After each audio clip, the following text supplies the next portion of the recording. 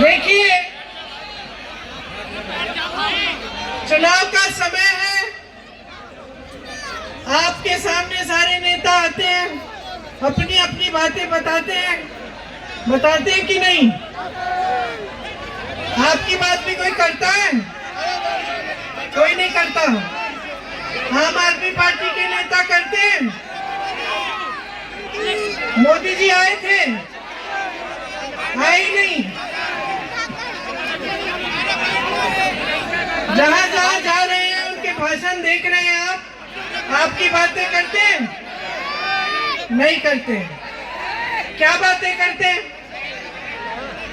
मैं बताऊं? मोदी जी कहते हैं कि केजरीवाल जी चोर है, कहते हैं। केजरीवाल जी कहते हैं कि मोदी जी चोर है। मोदी जी खुद को ईमानदार बताते हैं, केजरीवाल जी खुद को ईमानदार बताते हैं। और ये खेल है इनका, मैं ईमानदार हूँ वो चोर है, मैं अच्छा हूँ वो बुरा है। और इसी खेल में ये सारा चुनाव प्रचार करते हैं कि नहीं? लेकिन असली बात क्या है? क्या ये आपकी इश्यूज हैं आज? ये है आपकी समस्याएं? अरे आप तो अच्छी तरह से जानते हैं कि दोनों के दोनों ईमानदार नहीं है। आप तो अच्छी तरह से जानते हैं कि दोनों एक जैसे हैं। आप तो अच्छी तरह से जानते हैं कि दोनों का काम यही है कि देश का ध्यान ये इधर उधर भटकाए ताकि असली समस्याओं की बात नहीं हो। आप अच्छी तरह से पहचानते हैं, क्योंकि आप जानते हैं कि आपकी समस्याएं क्या हैं। आप जानते हैं कि किन परिस्थितियों में आज आप जी रहे हैं। इस देश की राजधानी में, ये दुनिया से सबसे बड़ी शहरों में गिना जाता है ये शहर। इस देश की राजधानी में कैसी कैसी परेशानियों से जूझ रही है जनता, ये जनता अच्छी तरह से समझ रही है, जान रही है। क्योंकि आप रोज सुबह उठकर काम पे जाते हैं। जिसका काम है वो काम पे रोजगार करने के लिए जाता है, जिसका नहीं है वो काम ढूंढने के लिए निकलता है। आप पूरे दिन मेहनत करते हो, कहीं किसी ठेकेदार ने दिहाड़ी पे लगा दिया, लग जाते हो। कम दिहाड़ी दे रहा है, कोई बात नहीं, कुछ तो कमा रहा हूँ, कर लेते हो काम। सुबह से शाम तक मेहनत करते हो, गर्मी में मेहनत करते हो, सर्दी में मेहनत करते हो। जहर भरी हवा के किस्से में सांस नहीं ले पाते, फिर भी मेहनत करते हो, फिर भी मेहनत करते हो। सांस नहीं आ रही है, फिर भी मेहनत करते हो। कोरोना हो रहा है, फिर भी किसी न किसी तरह से कोशिश करते हो कि कमाओगे। कुछ भी हो रहा है आसपास, लेकिन इस शहर में मेहनत नहीं रुकती है। इस शहर में कोई ना कोई कहीं ना कहीं मेहनत करके अपने परिवार को खिलाने की कोशिश कर रहा है। सबकी यही परिस्थितियां हैं, सबकी यही परिस्थितियां हैं कि बड़ी बड़ी समस्याएं हैं, बड़े बड़े संकट हैं और बेरोजगारी हर जगह फैली हुई है। आज आप सब अपने बच्चों को पढ़ाते लिखाते हैं। आज गरीब से गरीब परिवार की ये आशा होती है, ये उम्मीद होती है कि मेरा बच्चा, मेरी बच्ची पढ़ेगी लिखेगी, आगे जाकर नौकरी करेगी, मेरा देखभाल करेगी, मेरा देखभाल करेगा। गरीब से गरीब परिवार की ये उम्मीद रहती है, ये आशा होती है कि मेरे बच्चे को वो संघर्ष ना देखना पड़े जो मैंने देखा। हर माँ बाप यही चाहता है, मैंने संघर्ष किया, मुझ पे जो संकट थे वो मेरे बच्चे के सर पे नहीं है। मेरे बच्चों को अपने कंधों पर वो बोझ ना उठाना पड़े जो मैंने अपने कंधों पर उठाया। तो आज के दिन में सब अपने बच्चों को पढ़ाना चाहते हैं, लिखाना चाहते हैं, सब चाहते हैं कि बच्चों की तरक्की हो। इसीलिए चाहे आपको लोन लेना पड़े।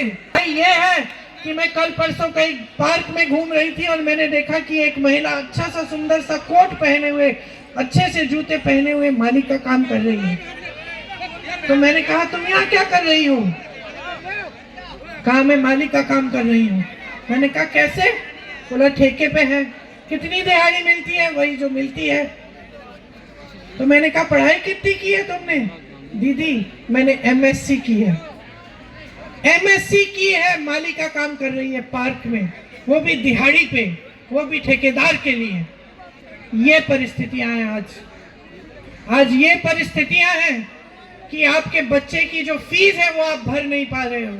आप सुबह उठती हो, अपने बच्चों को वर्दी पहनाती हो स्कूल के लिए, वर्दी पे जीएसटी है, महंगी है, मोजों पे जीएसटी है, जूतों पे जीएसटी है, पढ़ाई की किताबों पे जीएसटी है, पेंसिल पे, पेन पे जीएसटी है, दांत मंजन करते हो मंजन पे जीएसटी है, हर चीज पे टैक्स है, पेट्रोल डीजल महंगा है। आप सुबह उठते हो, ब्रेड मक्खन खिलाते हो बच्चे को, मक्खन पे जीएसटी है, ब्रेड पे जीएसटी है, चाय पे जीएसटी है, दूध पे जीएसटी है, हर चीज पे जीएसटी है, हर चीज पे टैक्स भर रहे हो, हर चीज महंगी हो रही है, गुजारा नहीं हो रहा है।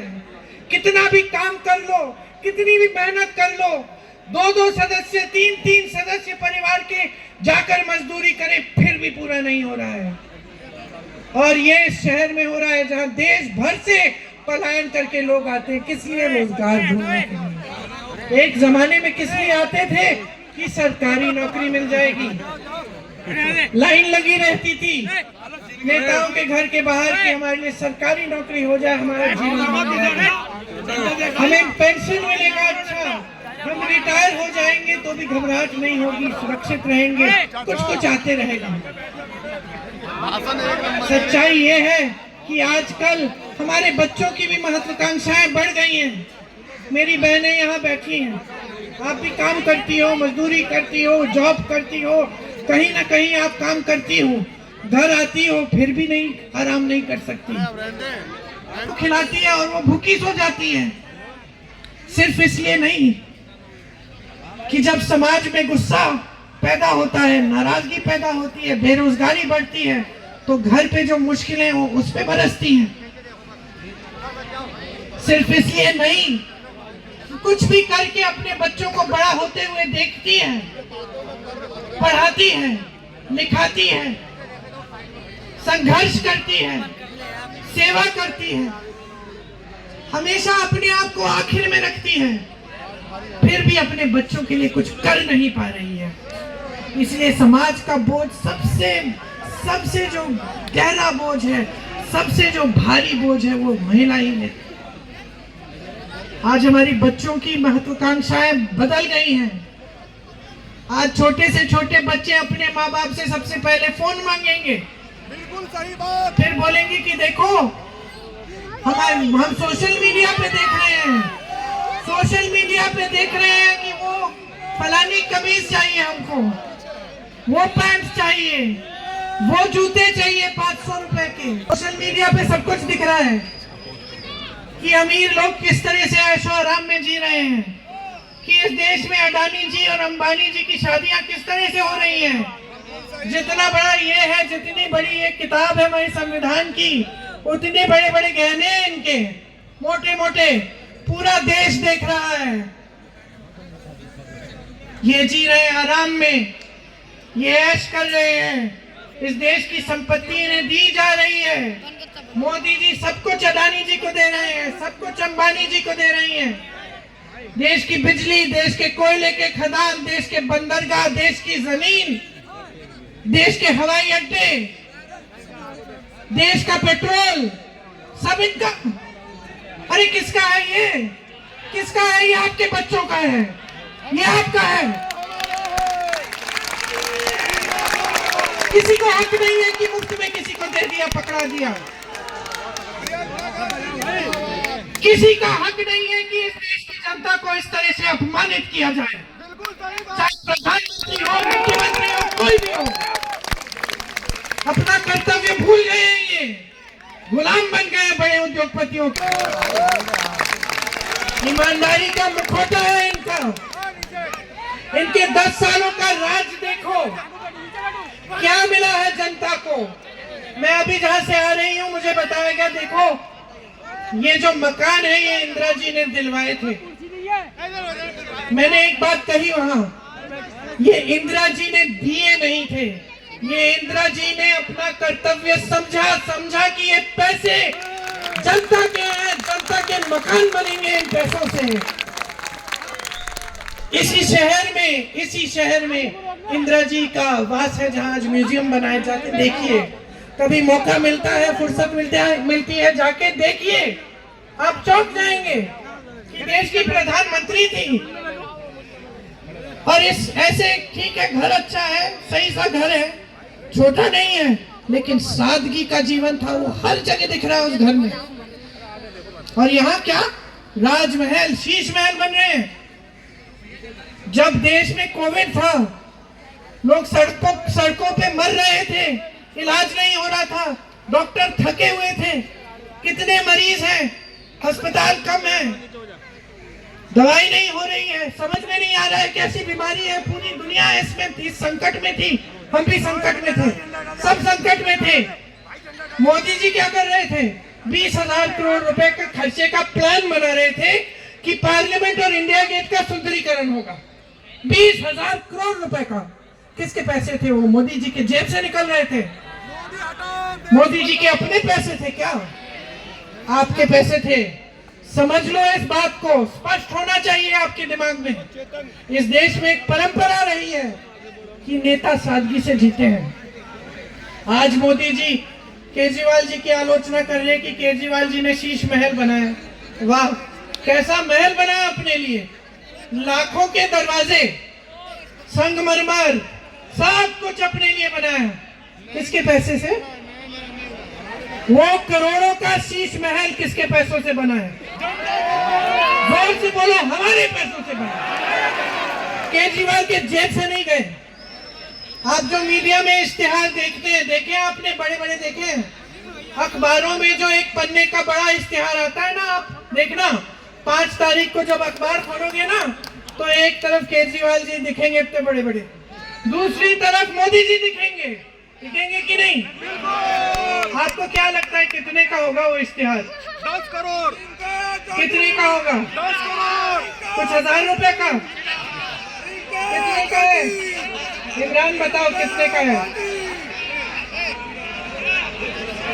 50 की 15?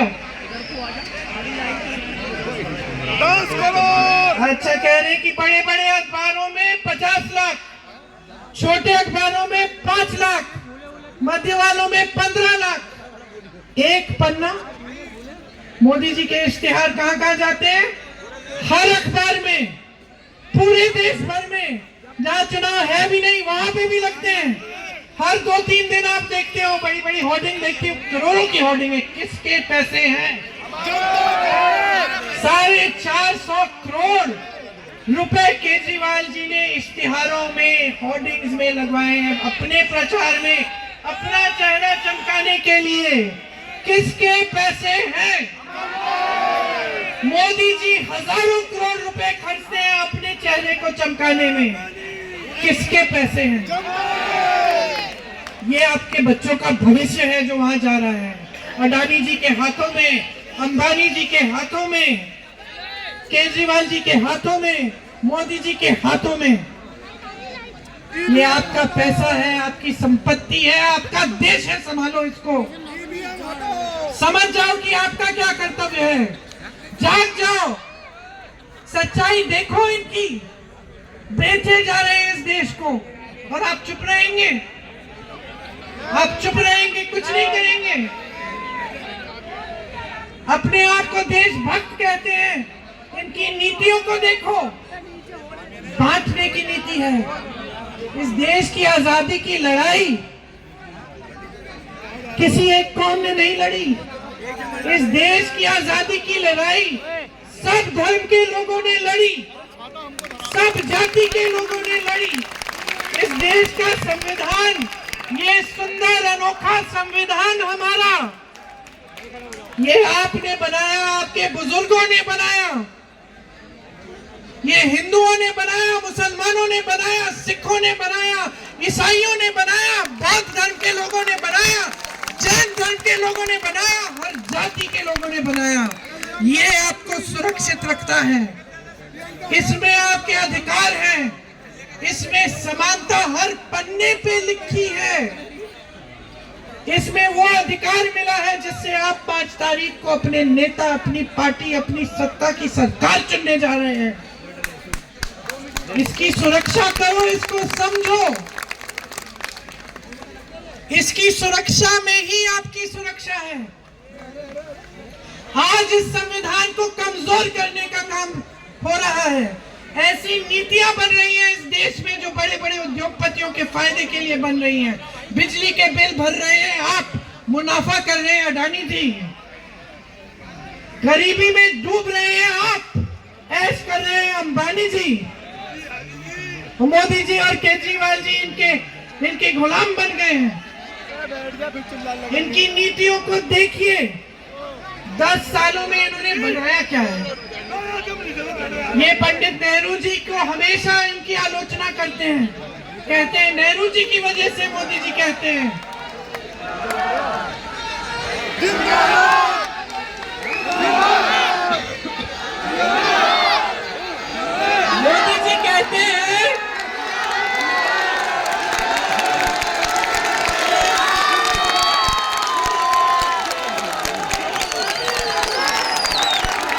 मोदी जी कहते हैं मोदी जी कहते हैं कि नेहरू जी की वजह से ऐसे बहुत काम है जो हो नहीं पाए। ये देश रुक गया नेहरू जी की वजह से। जो कर नहीं पाते फट से नेहरू जी का नाम निकाल के बहानेबाजी शुरू करते हैं कि नहीं। और केजरीवाल जी क्या कहते हैं कि मोदी जी की वजह से काम नहीं कर सकते। ऐसे रोंदू नेता मैंने जिंदगी में नहीं देखे। इतने बड़े कायर मैंने जिंदगी में नहीं देखे। मैं इंदिरा गांधी जी की पोती हूँ। मैंने इंदिरा गांधी को पाकिस्तान के 2 टुकड़े करते हुए देखा है। और इनकी कायरता पे मुझे हंसी आती है कि छोटी सी जिम्मेदारी नहीं ले सकते, इतनी जिम्मेदारी नहीं ले सकते कि आपकी सड़कें बनाएं, इतनी जिम्मेदारी नहीं ले सकते कि आपके लिए अस्पताल बनाए। नेहरू जी ने तो एम्स बनाया था। आज तक आप एम्स जाते हो इलाज के लिए, क्या बनाया इन्होंने? कौन सा IIT बनाया, कौन सा IIM बनाया, कौन सी पाठशालाएं बनाई? आज दिल्ली को देखिए, शीला दीक्षित जी ने क्या नहीं किया। यहाँ का सुंदरीकरण, और उस पर 20,000 रुपए नहीं खर्चे। सुंदरीकरण किया, ग्रीन एरिया बढ़ाए, CNG की बसेस, ताकि आपका ये जो प्रदूषण है ये कम हो। आज आप सांस नहीं ले पा रहे हैं। सड़कें बनाई, बड़े बड़े मॉल के जो की नींव डाली, जो आज आपके हर जगह बड़े बड़े मॉल दिख रहे हैं। बिजनेस के कॉम्प्लेक्स बनाए, आपके नालों की सफाई कराई, पीने का पानी दिलवाया, कॉलोनियों का नियंत्रीकरण किया। ये सब काम करे उन्होंने। इन्होंने क्या किया? शीला जी को जलील किया, उनके बारे में उल्टा सुल्टा बोला और अपनी ईमानदार राजनीति का नाम लेकर उभरे और आगे आए केजरीवाल जी। और 10 सालों में आपके लिए कुछ नहीं कर पाए।